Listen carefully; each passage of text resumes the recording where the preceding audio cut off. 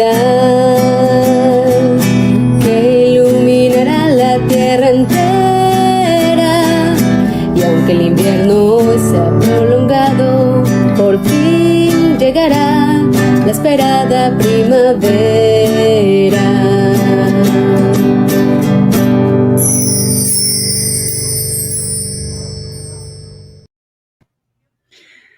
Hola amigos en todas partes, ojalá que estén bien todos. Hoy tenemos el privilegio de estar otra vez con ustedes, pero esta vez no vamos a tener un programa en vivo. Y tenemos un documental sobre la vida y la muerte de nuestro amado maestro Abdul Baha, que vamos a pasar gracias a esfuerzo de los amigos de Ecuador que han preparado este video. Dentro de 6 horas, 7 horas en realidad, dentro de 7 horas, hace un siglo, hace 100 años, el mundo bahá'í se entristeció y los no bahá'ís también que conocieron a nuestro querido maestro Abdul Baha. Hoy estamos conmemorando esta fecha y vamos a, después del video, si podemos tener un tiempo, podemos platicar un poco sobre los esfuerzos de amigos en hacer este video, quiénes y cómo lo han producido. Por ahora podemos ver este documental y esperamos que sea de su agrado. Muchísimas gracias por su compañía. El centenario de la ascensión de Abdul Baha, 1921-2021. 100 años ha pasado desde que un personaje único dejó este mundo, quien será recordado siempre en los anales de la humanidad.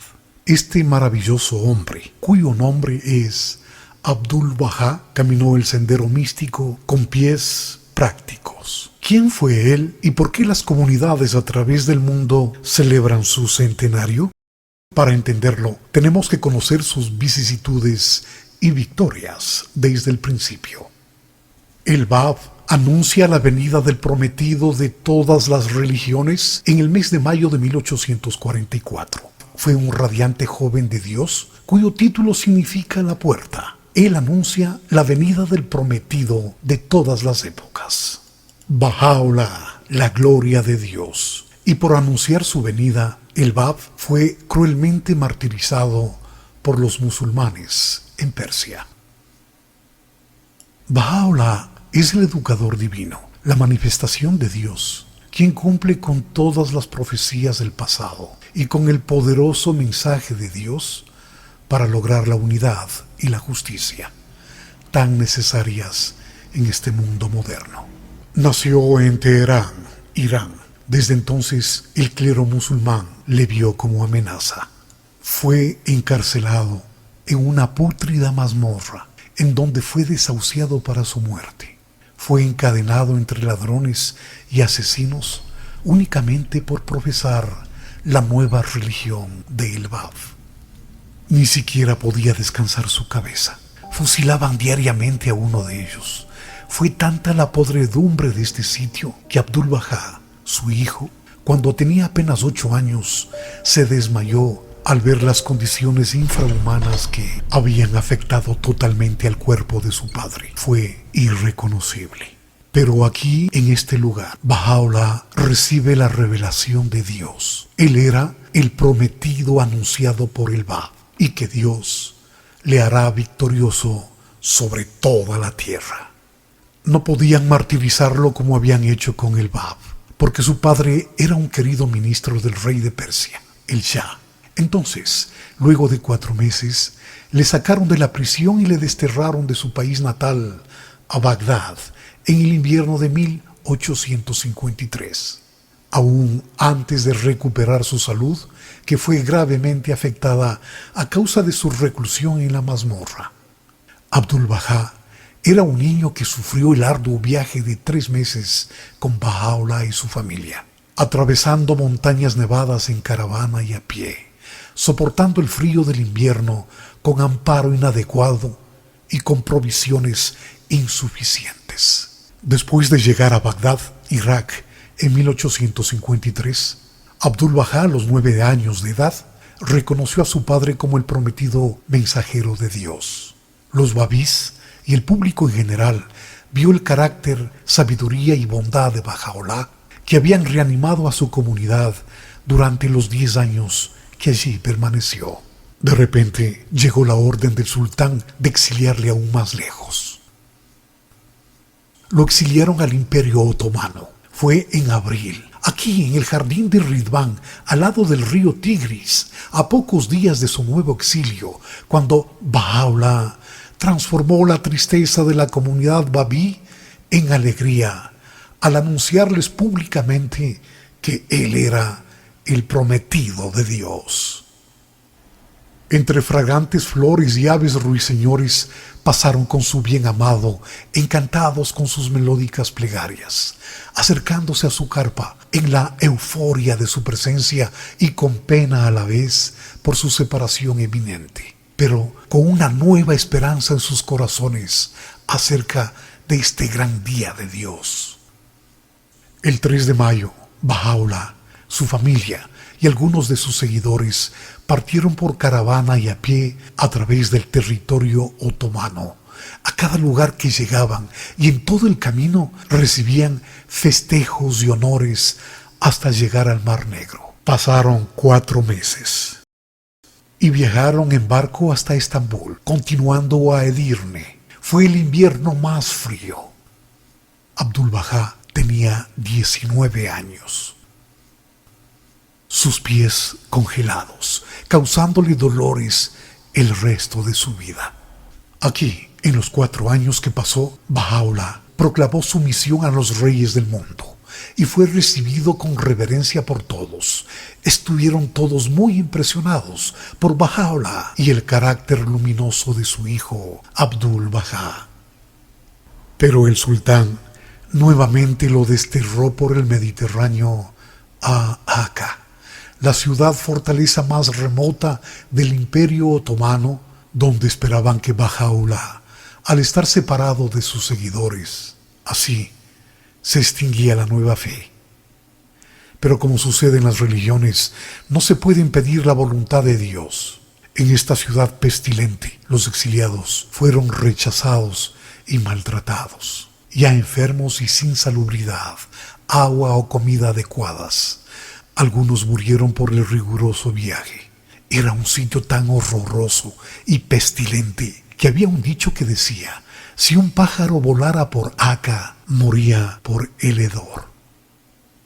Bahá'u'lláh la consideraba como la más grande prisión. Estaba tan aislado de sus fieles seguidores. Estos eran impedidos a estar en su presencia. Muchos seguidores llegaban caminando por 3 meses, con el único anhelo de ver si todavía estaba con vida. Solamente se consolaban al verle de lejos cuando le señalaba desde la ventana con su pañuelo blanco. Fue bajo estas condiciones adversas que Abdul-Bahá, ya de 24 años, sufrió con Mihdi, su hermano menor, y el resto de la familia.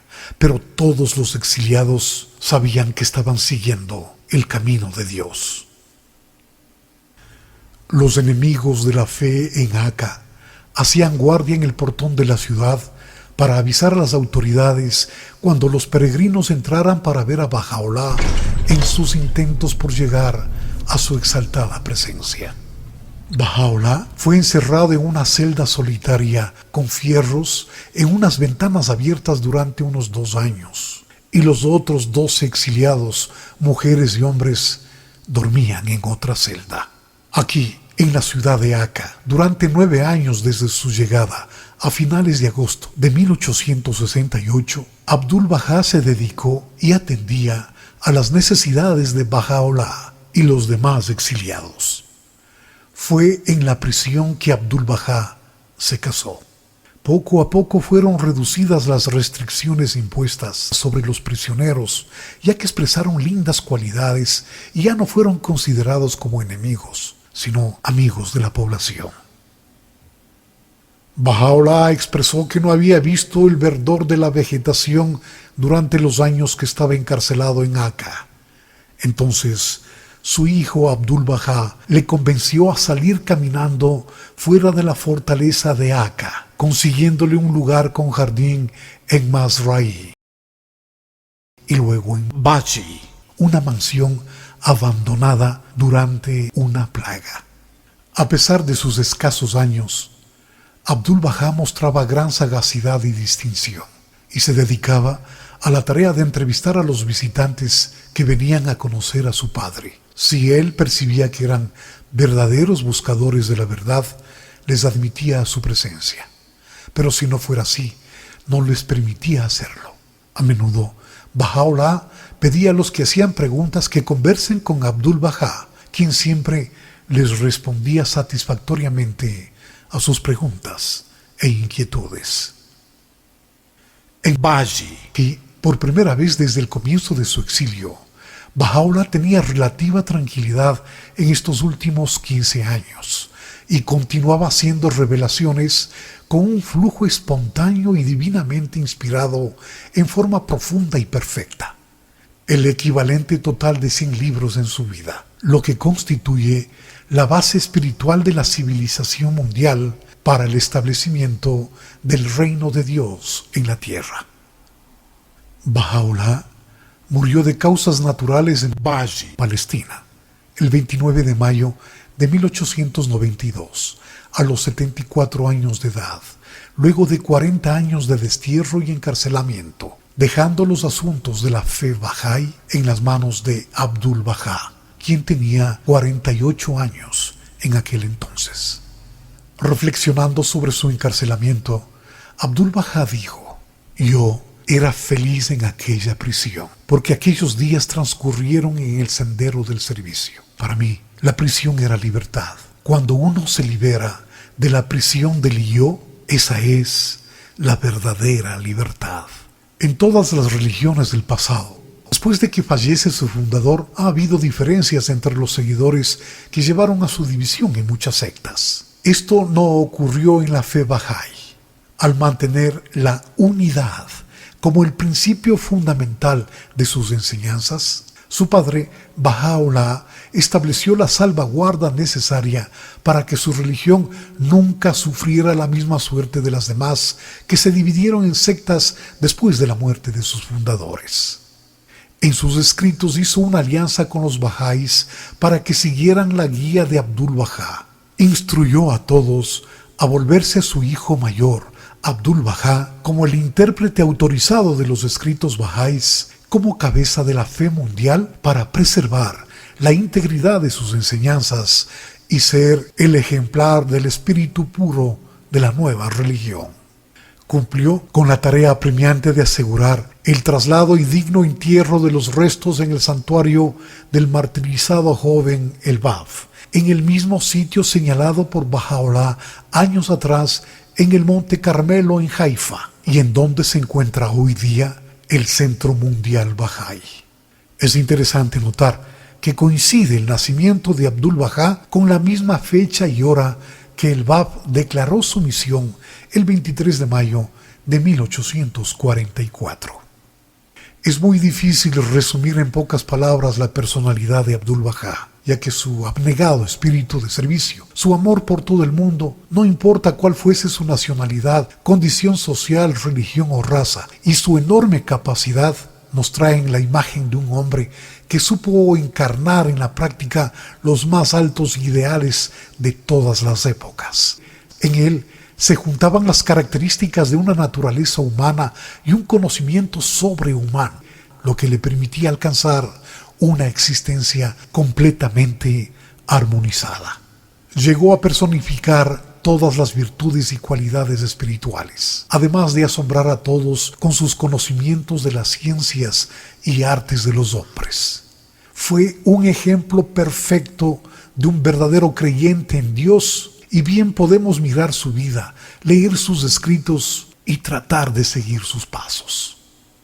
Aunque fue designado con el título del misterio de Dios y conocido como el Maestro, él nunca quiso que los creyentes lo exaltaran o le alabaran.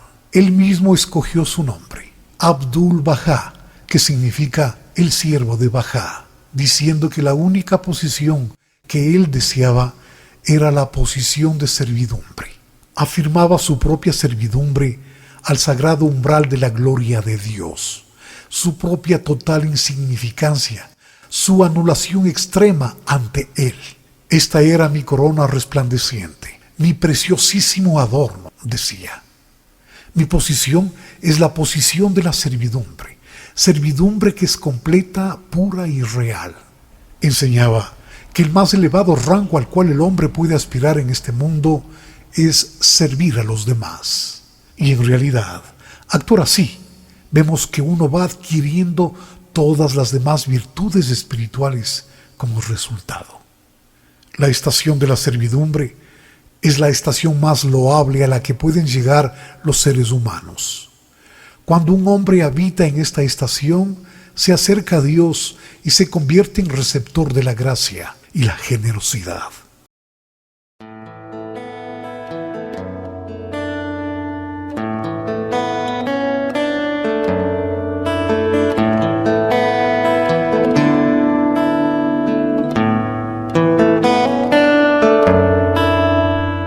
Muy temprano él oraba, tomaba un poco de té, seguía con sus quehaceres, con su ejemplo, con su fe. Primero entraba en un cuarto, llenándolo con amor. Un hombre pide un consejo y él calmaba su dolor, brindando bondades con gran sencillez. Un día en la vida de Abdul Baha,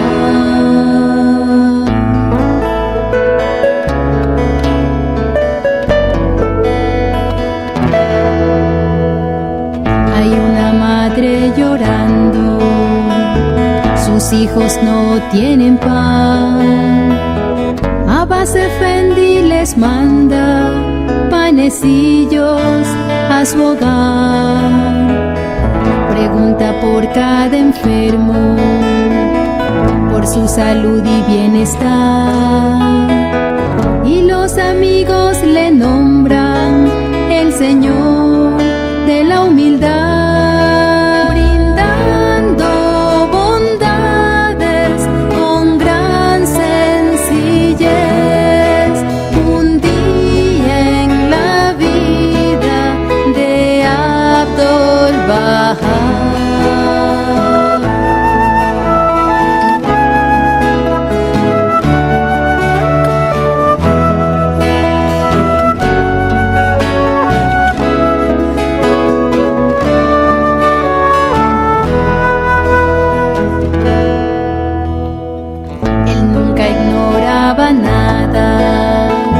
Siempre trataba de dar, aún su propio descanso, su sueño y comodidad.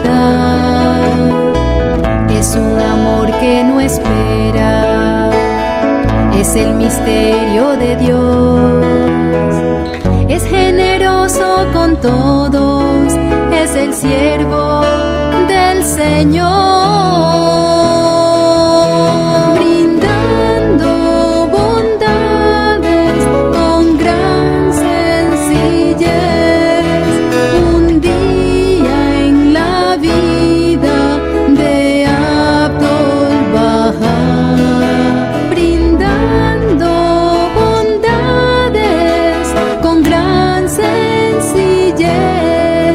Un día en la vida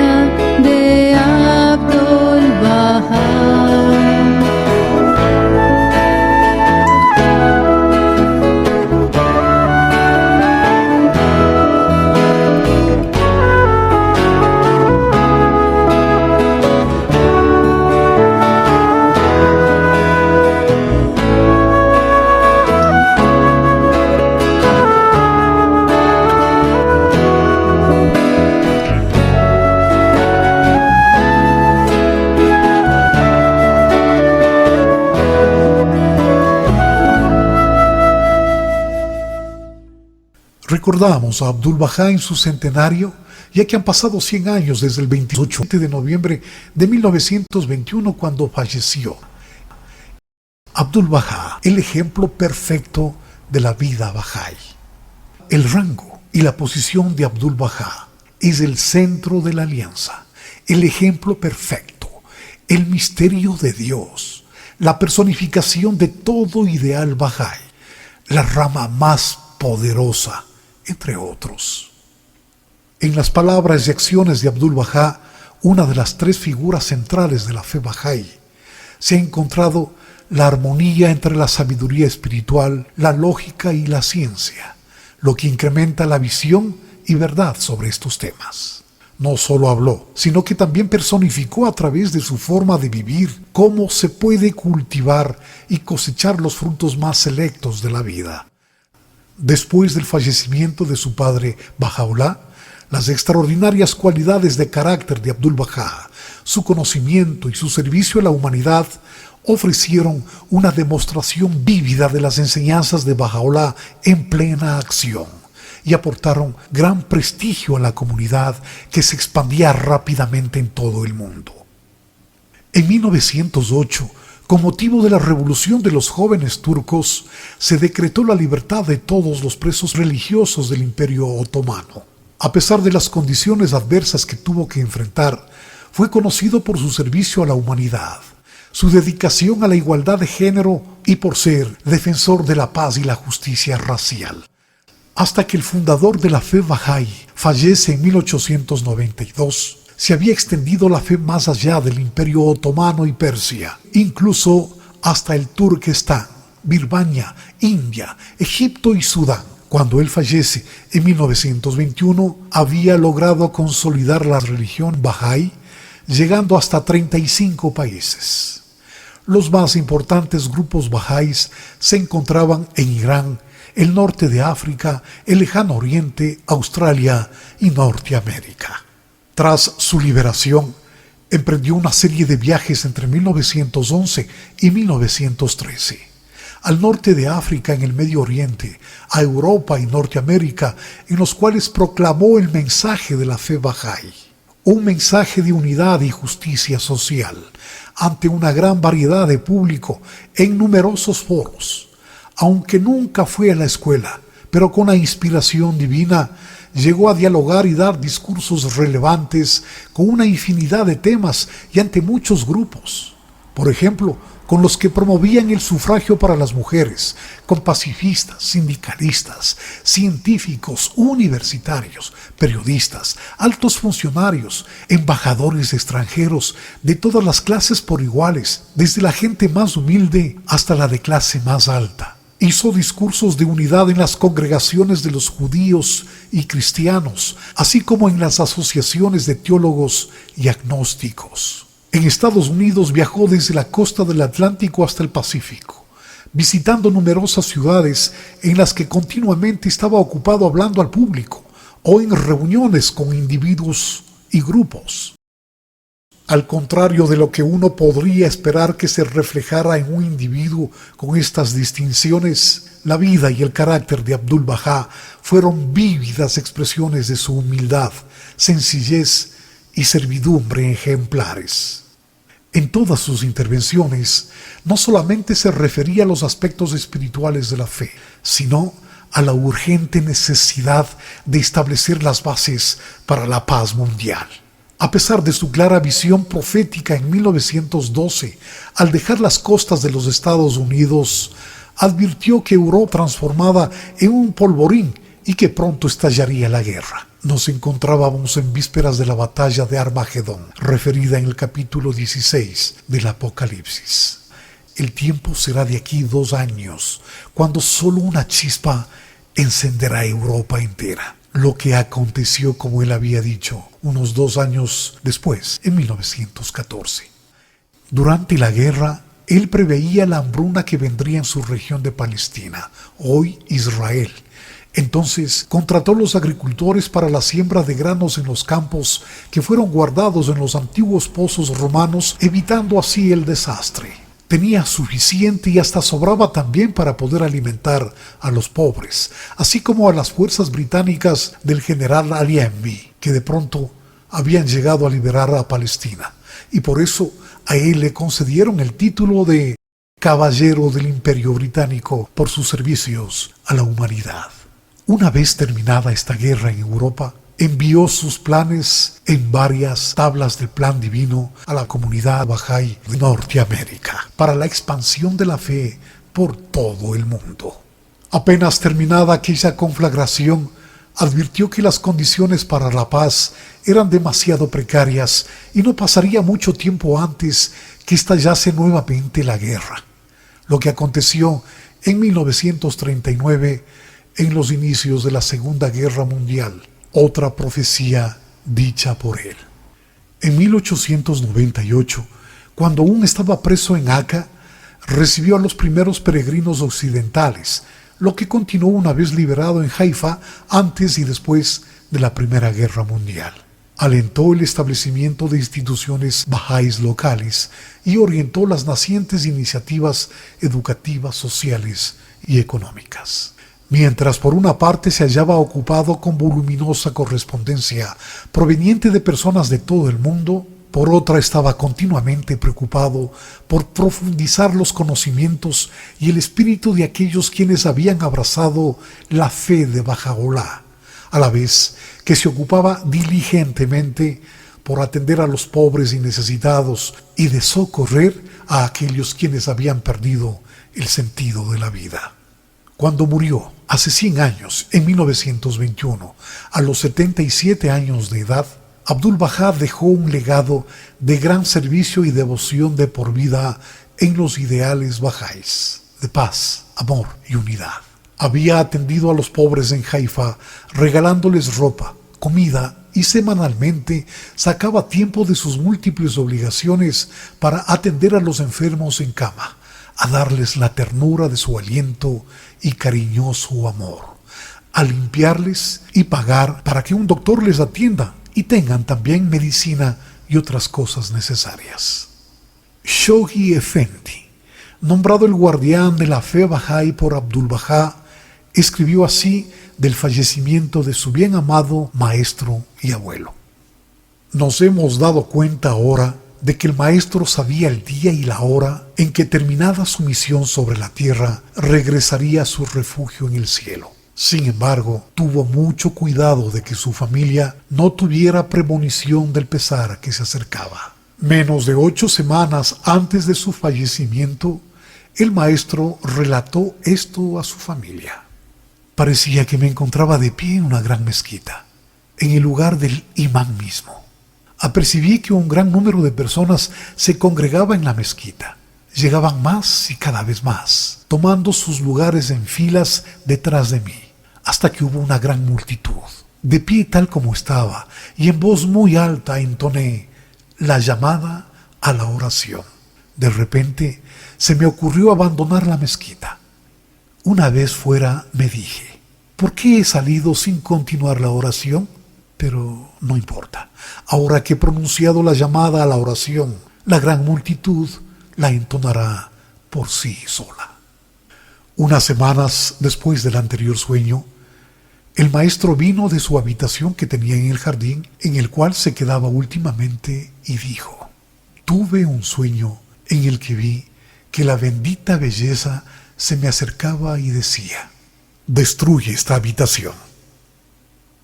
La familia, que había querido que Abdul-Bahá viniera a dormir en la casa y que no estaba contenta de que estuviese solo por la noche, la familia decía: sí, maestro, creemos que su sueño quiere decir que debe usted dejar aquel cuarto y trasladarse a la casa. Cuando escuchó decir esto, sonrió, como si no estuviera de acuerdo con esta interpretación. Más tarde, comprendieron que la habitación realmente significaba el templo de su cuerpo. En otro momento le decía a un hombre alto y fuerte en el Monte Carmelo que él estaba cansado y preguntó si podía llevarle a un lugar donde él podría descansar. El hombre no entendía el significado de su pedido, pero luego en el funeral era el único hombre fuerte que podía entrar en el pozo de entierro para bajar el ataúd a su lugar de descanso. El funeral de Abdul Baha el 29 de noviembre atrajo a dolientes y admiradores de todas las religiones, razas, edades, antecedentes y clases. Una gran sensación de pérdida y dolor se apoderó de esas almas y su intensidad los unió. El impacto sin precedentes de Abdul Baha y el estallido de emoción que lo acompañó resultó en un funeral como nunca se había visto.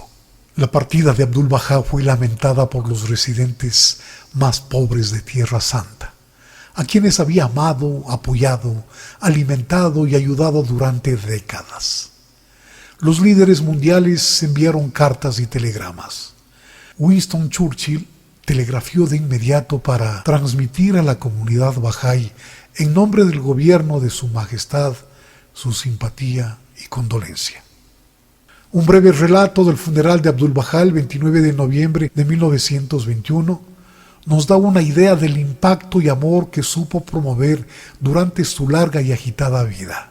Un funeral cuyo similar Haifa, aún más toda Palestina, jamás había visto. Tan profundos eran los sentimientos que reunieron a millares de dolientes de tantas religiones, razas y lenguas. El alto comisionado Sir Herbert Samuel, el gobernador de Jerusalén, cónsules de diversos países, los jefes de diversas comunidades religiosas, judíos, cristianos, musulmanes, drusos, egipcios, griegos, turcos, kurdos, americanos, europeos, amigos personales, hombres, mujeres y niños de todos los niveles sociales, cerca de 10,000 en total, quienes se lamentaban por su ser querido. Tan unidos se mostraron los 9 oradores en sus aclamaciones, lo que mostraban como el sabio siervo de Baha y de la raza humana les había llegado a sus corazones. Estaban tan claras y gloriosas sus expresiones que parecían no quedar nada para que digan los Bahá'ís. Para conmemorar dignamente su rango, no como manifestación de Dios, pero sí como una de las 3 figuras centrales de la fe Bahá'í, se ha realizado en este año 2021, en el centenario de su ascensión, muchas actividades a través del mundo entero. Una importante fue la transferencia de sus restos que fueron depositados temporalmente en el santuario del Bab en el Monte Carmelo cuando se murió en Haifa, reubicándoles a las afueras de Akka en un nuevo santuario permanente de Abdul Baha que se encuentra cerca de la entrada del camino al santuario de su querido padre Baha'u'llah, siendo un sagrado lugar de peregrinaje visitado por los Bahá'ís de todos los rincones de la tierra. Allahu Akbar, que significa Dios es el más glorioso.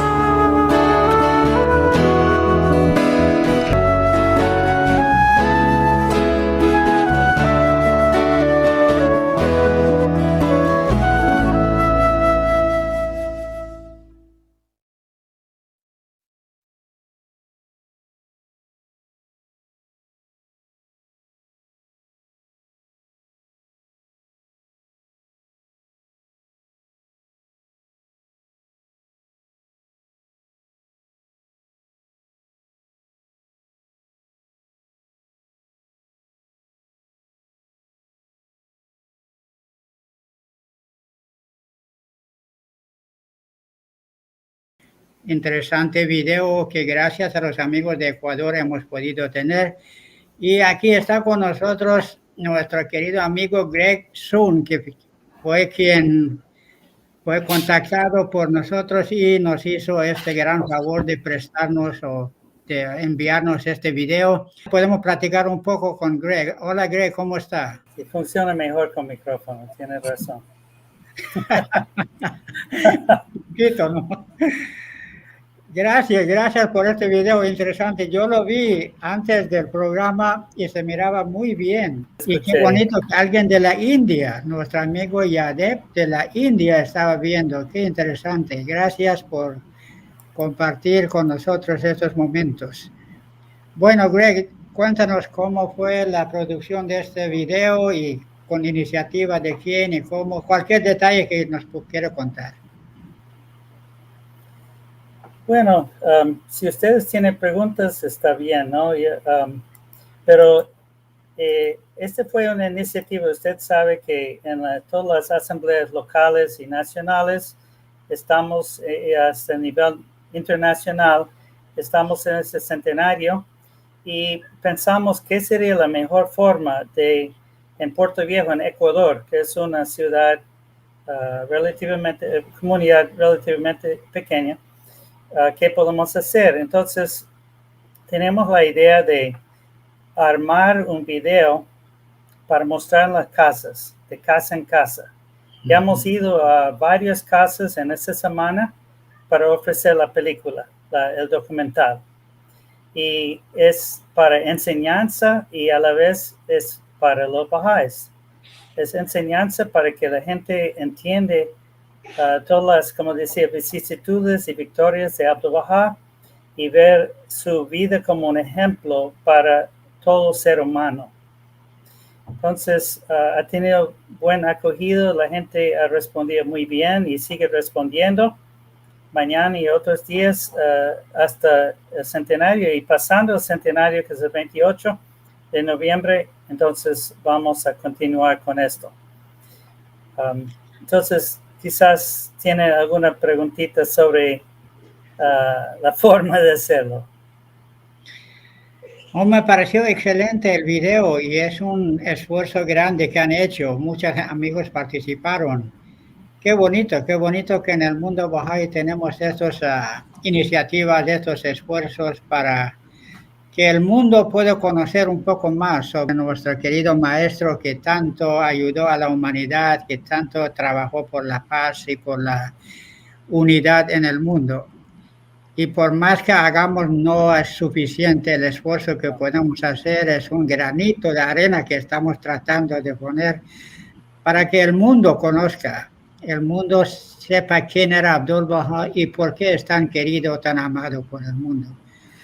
Qué bonito. Felicito a los amigos de Ecuador por haber podido hacer un video de muy buena calidad. ¿Cuánto tiempo tardaron en producir el documental, Greg? Bueno, aproximadamente 3 semanas. Y lo terminé recién, hace 4 días. Sí, llega calientito, llegó acá. Sí, es un premicio hasta cierto punto, ¿no? Sí. Está en YouTube ahora. Y sencillamente tiene el título Centenario de la Ascensión de Abdul Bahá, que quiere decir fallecimiento. El centenario de los 100 años, ¿no? Centenario de la Ascensión de Abdul Bahá. Para compartir con los amigos y para quizás revisarlo mejor. Este fue una entrega de amor y viendo cómo era la vida de Abdul Bahá, que en tantas formas, ¿no? Nos enseña cómo vivir la vida. Entonces, un centenario solamente viene una vez en 100 años. Y yo personalmente tenía muchas dificultades en hacerlo. A veces yo me preguntaba, ¿va a realizarse porque el programa no quería funcionar? Ustedes saben la frustración. Pero decía, no, tiene que salir.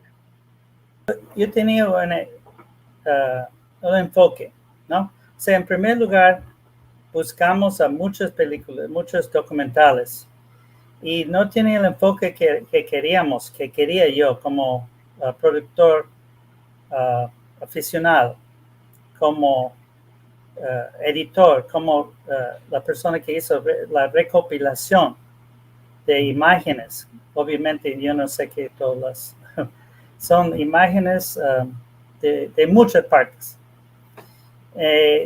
A propósito, revisé todas las películas que veía en que la gente quisiera que se difunde el mensaje de la fe Bahá'í y de Abdul Bahá, y recogí ciertos segmentos que yo pensé que serviría para contar la historia y las tribulaciones de Abdul Bahá.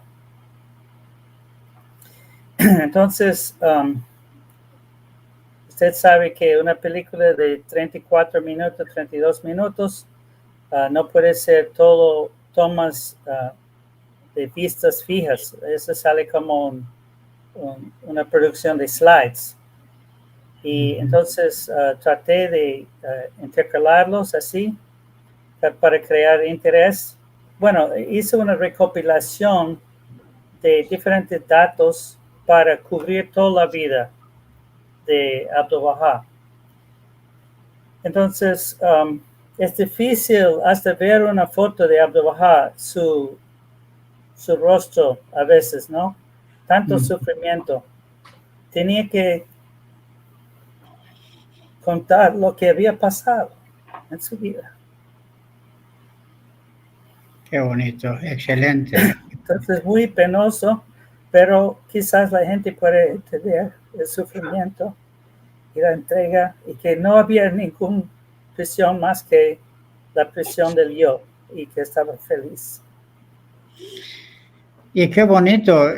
Greg tiene el privilegio de ser nieto de un amigo que estuvo con Abdul Bahá, que hizo muchos servicios, ofreció a Abdul Bahá. Entonces, Greg me imagino que se siente tan conmovido, también recordando lo que le ha contado su querido abuelo. Qué bonito tener ese privilegio, y seguramente para siguientes centenarios, sería bicentenarios, no estamos nosotros, y el mundo será muy distinto de lo que es ahora. Esperamos que haya más paz, tranquilidad, y seguramente que va a estar mucho mejor el mundo en el bicentenario que ahora. No sé si hay algo más que quiere contar, Greg. Entonces, uno puede preguntar, ¿dónde encontró esas imágenes, no? En primer lugar, durante mucho tiempo, la gente sube diferentes fotos y yo los arreglé un poco para que tengan más definición. Y entonces tenía una banca de fotos en que podía escoger una cantidad, pero hay mucho más también. Pero para relatar esta historia.